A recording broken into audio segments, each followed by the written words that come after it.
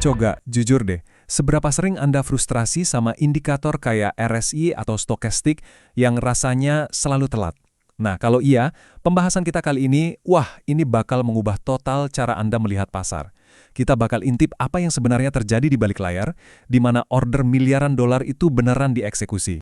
Yuk kita langsung ke dagingnya. Ini nih, ini inti perbedaannya antara trader retail kayak kita sama para institusi. Anda sibuk lihat chart pattern yang kelihatannya cantik banget kan? Sementara itu, mereka ngelihat sesuatu yang lain, sesuatu yang jauh lebih krusial. Apa itu? Ya tumpukan order stop loss Anda. Itu yang mereka incar. Pernah ngalamin kan? Rasanya sakit banget ya. Tapi dengar, Anda nggak sendirian kok. Dan yang paling penting, ini bukan soal sial atau kebetulan, sama sekali bukan. Itu by design. Itu manuver yang disengaja, bisa diprediksi, dan ya, Anda baru saja jadi bahan bakarnya aja. Jadi, kita perlu luruskan dulu ya, ini bukan teori konspirasi aneh-aneh. Anggap aja ini fisika pasar. Gini deh, para pemain besar itu, mereka kan perlu eksekusi order yang gede banget. Nah, buat bisa beli, mereka butuh ada yang jual dalam jumlah yang masif juga. Dan disinilah jebakannya dimulai. Jadi stop hunt itu, ini bukan mitos loh ya, beneran ada. Coba bayangin, kalau Anda institusi yang mau beli atau jual miliaran dolar, Anda nggak bisa asal masuk pasar. Nah, stop hunt yang jadi kayak keharusan. Sebuah kebutuhan mekanis biar mereka bisa masuk pasar tanpa bikin harganya ambyar dan malah merugikan mereka sendiri. Oke, jadi coba kita ganti cara pandangnya ya. Stop loss yang Anda pasang itu bukan cuma jaring pengaman. Di permainan ini, order jual Anda pas lagi panik itulah likuiditas yang mereka sedot buat buka posisi beli mereka yang raksasa. Tanpa sadar, Andi justru bantu mereka dapat harga terbaik. Nah, sekarang kita bakal bedah lebih dalam lagi. Gimana sih cara kerja tangan tak terlihat ini? Intinya cuma satu, menemukan dan memanfaatkan likuiditas. Kalau Anda paham ini, wah, cara pandang Anda bakal berubah. Anda akan mulai melihat pasar dari kacamata predator, bukan lagi mangsa. Coba bayangin level-level support resistance itu sebagai waduk. Waduk yang isinya adalah order-order yang siap dipanen. Nah, bagi institusi, area ini target utama mereka.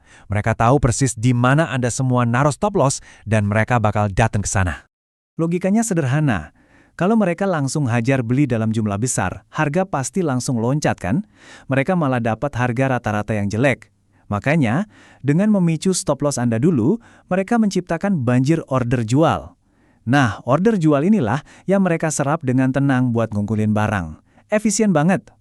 Lihat deh baris terakhir, itu kuncinya. Kita, para trader retail, biasanya bereaksi sama pola yang udah jadi di grafik.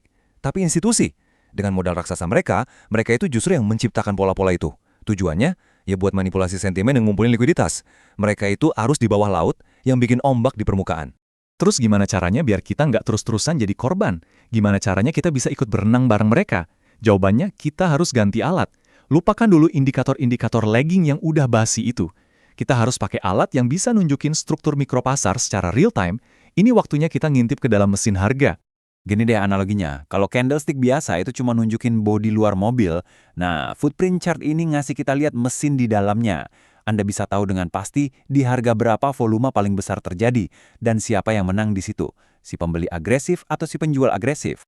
Nah, ini dia momen kuncinya, absorpsi. Ini terjadi pas ada order limit raksasa dari institusi yang nyerap semua tekanan jual dari retail yang lagi panik.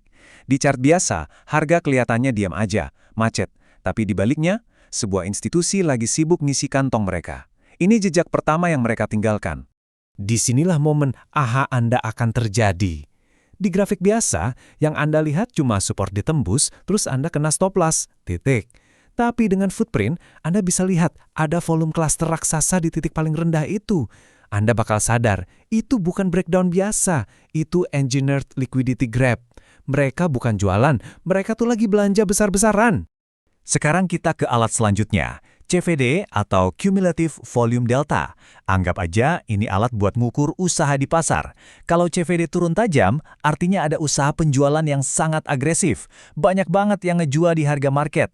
Pertanyaannya, usaha mereka itu berhasil nggak? Dan inilah sinyal terkuatnya, Delta Divergence. Anda lihat dari data CVD ada penjualan panik gede-gedean. Tapi anehnya, harga nggak mau turun, mentok. Ini ibarat Anda dorong tembok raksasa. Artinya apa? Artinya ada entitas lain dengan order beli pasif yang jauh lebih besar, yang lagi nyelap semua tekanan jual itu. Yap, mereka lagi akumulasi. Oke, punya alat-alat canggih ini baru separuh perjalanan. Untuk bisa beneran untung, kita harus gabungin ini dengan dua pilar utama trading profesional. Punya edge atau keunggulan yang terbukti secara statistik, dan yang kedua, disiplin eksekusi yang gak bisa ditawar. Pertanyaan bagus, apakah semua ini cuma teori keren yang rumit, atau ini beneran bisa ngasih kita keunggulan statistik di pasar? Coba kita lihat datanya deh. Nah, ini dia jawabannya. Angkanya bicara sendiri kan? Data riset menunjukkan kalau kita ngikutin jejak institusi, akurasi prediksinya itu 65,5%. Bandingkan dengan sinyal-sinyal retail pada umumnya, cuma 48,8%. Itu sih secara statistik sama aja kayak lempar koin. Jadi, Anda mau pakai dasar apa buat keputusan trading Anda? Lempar koin atau data?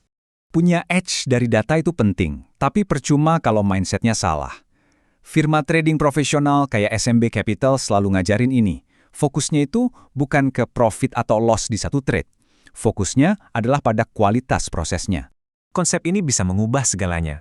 Sebuah trade yang kena stop loss, tapi dieksekusi dengan sempurna sesuai rencana dan manajemen risiko Anda, itu adalah good trade. Sebaliknya, trade yang untung gede tapi karena hoki atau melanggar aturan, itu bad trade. Fokuslah pada proses yang bisa diulang, bukan pada hasil yang acak. Oke, jadi gimana caranya mulai menerapkan semua ini? Mari kita susun langkah-langkah praktisnya, biar Anda bisa pindah dari pola pikir retail ke pendekatan yang lebih profesional. Langkah pertama, Anda butuh alat yang pas. Platform seperti Bookmap, Sierra Chart, atau Atas, ini semua dirancang khusus biar data order flow yang tadi kita bahas jadi kelihatan. Anda bisa lihat langsung heatmap likuiditas dan volume klasternya. Nggak perlu rumit-rumit, mulai dari yang simpel aja. Kuasai satu setup, misalnya cari momen absorpsi yang diikuti delta divergence. Selalu definisikan risiko Anda sebelum entry. Dan setiap selesai trading, review prosesnya, bukan cuma lihat P&L-nya. Kalau Anda beneran serius, coba deh lirik sertifikasi profesional kayak CMT. Di situ Anda bakal belajar lebih dalam lagi soal hukum penawaran dan permintaan yang sesungguhnya.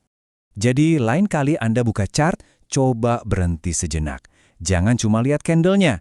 Tanyakan ke diri sendiri, di mana likuiditasnya? Apa cerita di balik volumenya? Belajar untuk melihat apa yang tersembunyi di balik harga, itulah langkah pertama untuk keluar dari permainan retail dan mulai trading seperti seorang profesional.